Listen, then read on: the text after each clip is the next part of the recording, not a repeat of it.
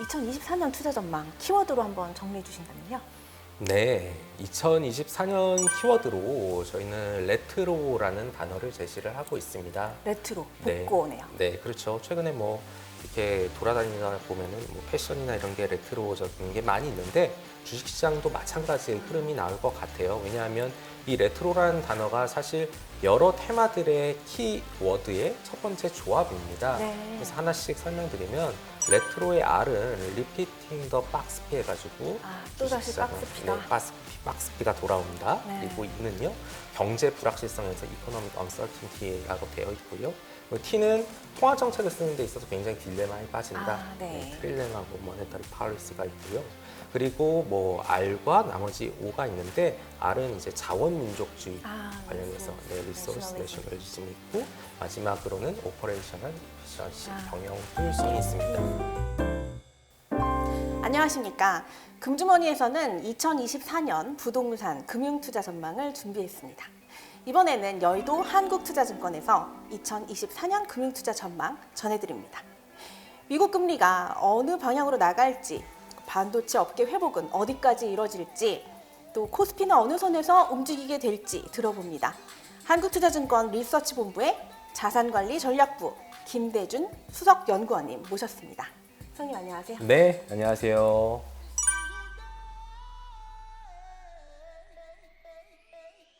전반적인 2024년 투자 전략 어떻게 가져가면 좋을까요? 네, 2024년 굉장히 좀 어려운 시장이 될 수 있을 것 같은데요. 근데 지금 생각하고 있는 것은 상반기하고 하반기로 좀 나눠봤을 때 상반기에 조금 지수가 낮았을 때 투자를 하고요.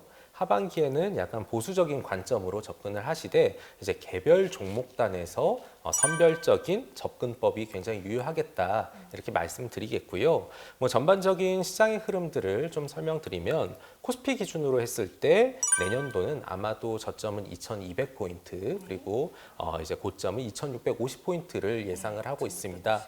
지금 12월 중순 정도가 됐는데요. 지금보다는 위가 좀 많이 닫혀 있고 아래가 좀 열려 있는 상황입니다. 위가 닫혀 있는 이유는 이익이 늘어나긴 하지만 사실 그 상향 정도가 굉장히 크지 않을 것으로 예상이 되고 있고요. 최근에 미국을 비롯해서 글로벌 경기 둔화에 대한 이슈가 있다 보니까 상방이 조금 닫혔다 이렇게 보고 있고 추가적으로 미국을 비롯한 한국의 금리 인하와 관련된 부분들이 기대치가 굉장히 높아요. 근데 이 기대가 생각보다 현실화되지 않을 경우에 약간 좀 밑이 열려 있다 이렇게 보고 있습니다. 산업별로 보면 그 2024년에 반도체는 좀 주목할 만하지 않나요? 네, 지금 그래서 저희도요 내년도에 업종별로 봤을 때 반도체 회복 가능성이 굉장히 높기 때문에 반도체를 가장 먼저 투자해야 되는 대상이라고 말씀드리고 있고요.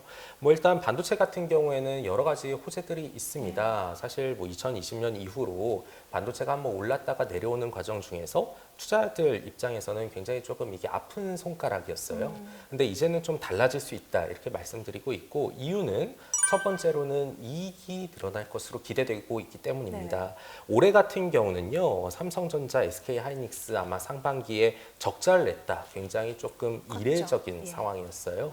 근데 이것을 연간으로 좀 확장을 해보면 삼성전자하고 SK하이닉스 두 개 기업 같은 경우에 올해 한 3조 원 정도 그래도 흑자를 낼 것으로 지금 예상이 됩니다. 근데 내년에는 이게 거의 10배 가까이 늘어나는 34조 원 정도로 예상이 돼요. 그러다 보니까 주가를 움직이는 가장 근본적인 동의는 실적인데요. 이 실적이 늘어난다는 걸 감안하게 되면 내년도 반도체는 굉장히 좀 유망한 투자처가 될 수 있다. 이렇게 생각을 하고 있습니다. 그러면 올해 굉장히 핫한 이슈였는데요. 2023년 핫 이슈였던 2차 전지주는 어떻게 되는 건가요? 네, 2차 전지는 2023년 상반기에 사실 많은 투자분들한테 높은 수익을 줬고요. 또 일부 투자분들한테는 조금 뒤늦게 들어가신 분들한테는 굉장히 좀 아픈 기억으로 자리를 잡았을 텐데 아마도 내년에는 올해와 같은 그런 급격한 변동성은 나타나지 않을 것으로 보고 있고요.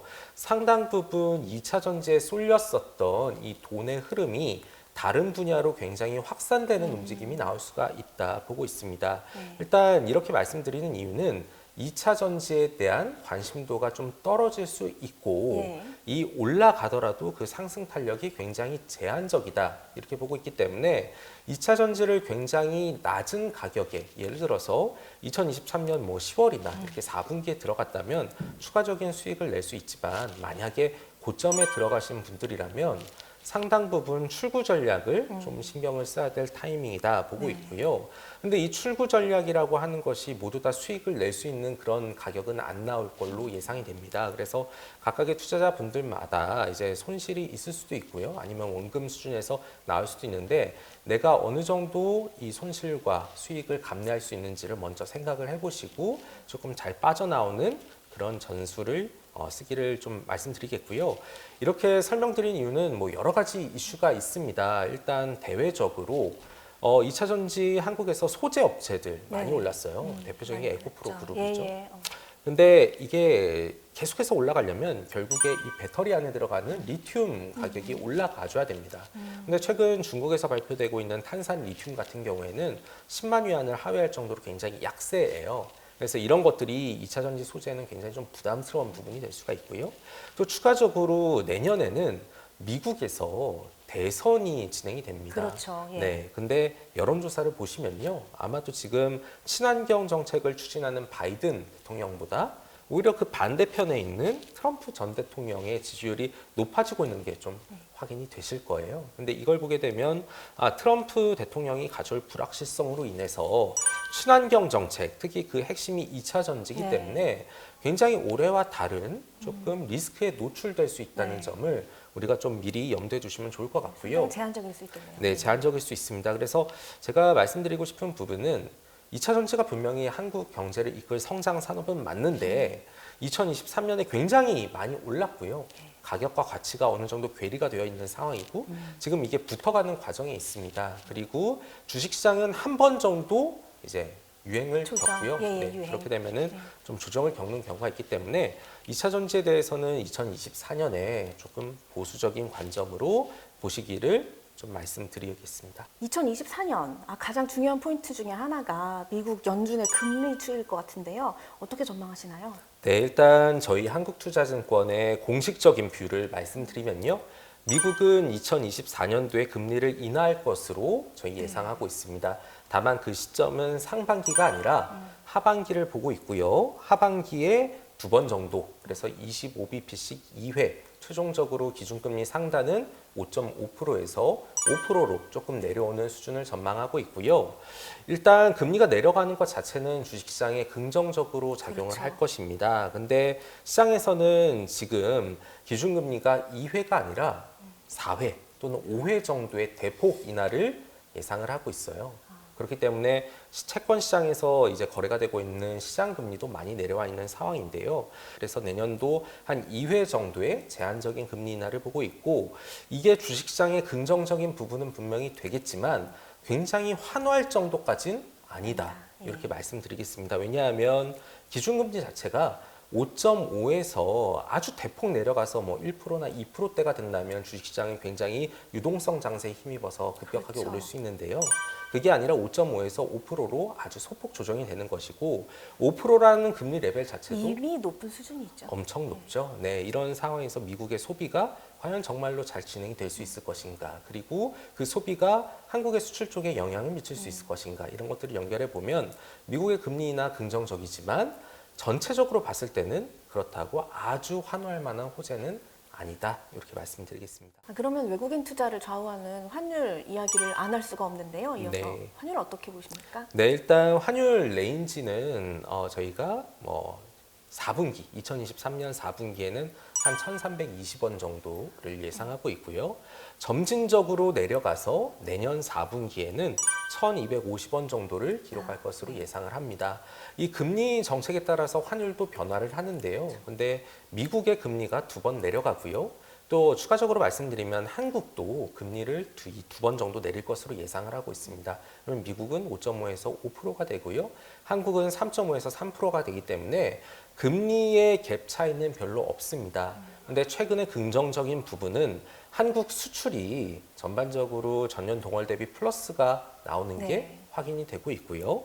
우리나라 수출이 잘 되게 되면 외화가 국내로 들어오기 들어오죠. 때문에 네. 원달러 환율, 특히 원화 강세 압력이 강해져서 환율 레벨은 밑으로 내려갑니다. 이런 환율이 내려가는 상황에서는 외국인이 국내 주식을 살 가능성이 굉장히 높은데요. 그동안에 뭐 2000년부터 지금까지의 흐름들을 보게 되면 항상 환율 움직임에 따라서 외국인이 거의 비슷한 움직임을 보였고요. 그리고 지금처럼 1,300원 이상대에서 이 환율이 움직일 때는 방향성에 따라서 굉장히 외국인의 순매수나 순매도가 강한 모습이 나타납니다. 아, 그렇군요. 네, 근데 저희 전망대로 만약에 환율이 1,300원대에서 1,200원대로 내려가게 된다면 외국인이 내년에는 조금 우리나라 주식을 살 것이다. 살 것이다 이렇게 보고 있고요.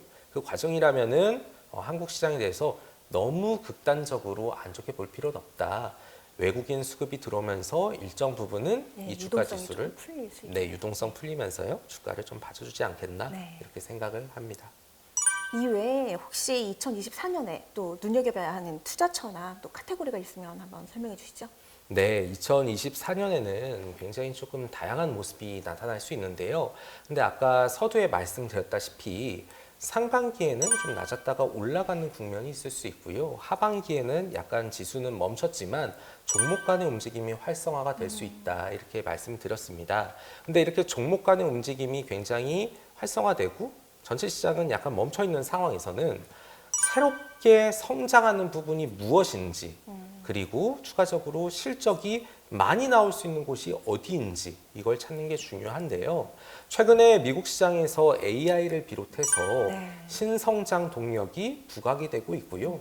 이런 측면에서 한국도 그 수혜를 받을 수 있는 단계입니다. 왜냐하면 AI 같은 소프트웨어 플랫폼은 미국이 선두 업체로 이제 할 수 있지만 그 안에 들어가는 부품이라든지 장비, 이런 IT 하드웨어 쪽은 한국이 분명히 지원을 해줄 수 있는 그런 중요 국가이기 때문에 내년에는 새롭게 성장하는 AI와 관련된 모멘텀, 그리고 여기에서 수혜를 받을 수 있는 한국의 대표적인 IT를 좀 보시면 좋을 것 같다 이렇게 말씀드리겠고요. 그래서 내년도 굉장히 여러 가지 테마가 있을 것이고 다양한 투자 방법과 전술이 사용될 수 있지만 저희는 성장 스토리가 좀 확실한 이런 AI를 좀 바탕으로 해서 우리의 수혜 산업을 네. 집중적으로 보시면 좋지 않겠나 이 말씀을 드려보겠습니다. 네, AI 관련한 수혜 산업을 찾아라. 마지막으로 그 2024년 투자 전망 키워드로 한번 정리해 주신다면요.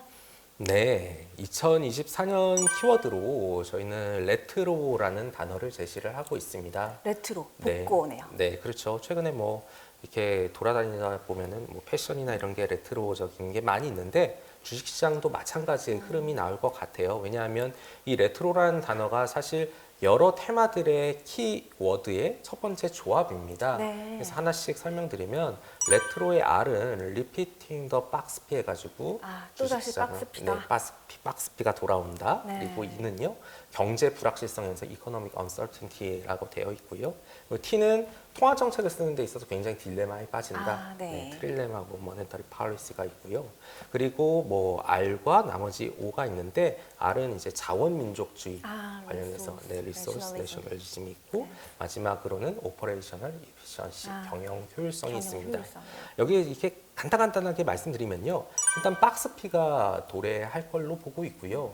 왜냐하면 이제 이익이 늘어나지만 향후 계속해서 성장하기 위해서는 이익의 증가와 또 유동성의 유입, 금리의 하락 이런 것들이 다 겹쳐져야 되는데 내년도에는 이익이 높아지지만 굉장히 반도체를 비롯한 일부 업종에 국한이 될 것이고요. 나머지는 좀 멈추고 시장을 이끄는 상승 동력이 좀 약해지기 때문에 지수가 그냥 2,500에서 왔다 갔다 하는 걸로 멈춘다. 그거는 내년 하반기 정도가 나올 수 있다. 이렇게 생각을 하고 있습니다. 근데 이런 흐름이더라도 우리가 성장할 수 있는 산업에 대해서 관심을 갖게 된다면 충분히 타겟책이 있을 것이라고 보고 있고요. 그 마중물이 될 수 있는 것은 정부 정책이라고 생각을 하고 있어요. 왜냐하면 성장과 관련해서 예전에는 민간 기업이 많이 이끌어갔는데 이제 민간 기업이 돈이 좀 없는 상황이고요. 정부가 이제 그 정책을 동원해서 성장을 만들어 갈 것입니다. 그래서 이번 관련된 정부 정책은 사실 2024년 경제정책 방향이라든지 아니면 2024년 예산안을 보면 확인이 되는데요. 제가 여기서 말씀드리고 싶은 것은 A, B, C, D라고 해서 정부가 제안하는 산업이 있습니다. A는 AI고요. B는 바이오, C는 사이버, 그리고 D는 디지털인데 이것과 관련된 이야기들을 좀 보시면은 여기에서 시장을 이길 수 있는 그런 기회를 마련할 수 있을 것 같고요. 그리고 그 다음에 경제적인 불확실성, 뭐 통화 정책에 대한 딜레마 이런 것들은 지금 우리가 겪고 있는 겁니다. 그렇죠. 글로벌 경기 둔화와 네. 금리를 내리지만 많이 못 내리는 부분들. 그리고 자원 민족주의는 아시다시피 최근에 뭐 공급망과 관련된 이슈, 중동 전쟁, 네. 러우 전쟁, 이 전쟁에 따른 원자재 교란 상황들 이게 내년에도 이어질 수 있다는 점을 들 수 있고요.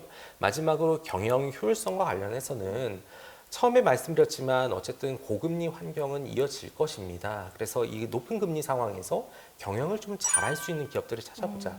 그러면 네. 이 경영을 잘한다는 것은요. 비용을 잘 통제하거나 아니면은 선제적으로 투자를 해갖고 안정적으로 수익을 내거나 이 두 가지입니다. 그래서 그런 산업들을 찾아보는 게 내년에 굉장히 중요한 키포인트가 되겠다. 이렇게 요약해 드리겠습니다. 지금까지 한국투자증권 김대준 수석연구원님과 함께 2024년 투자 전망 알아봤습니다. 2024년에도 저희 금주머니, 여러분의 주머니를 두둑하게 채워드리기 위해서 달려갑니다. 감사합니다. 수석연구원님 감사합니다. 네, 감사합니다.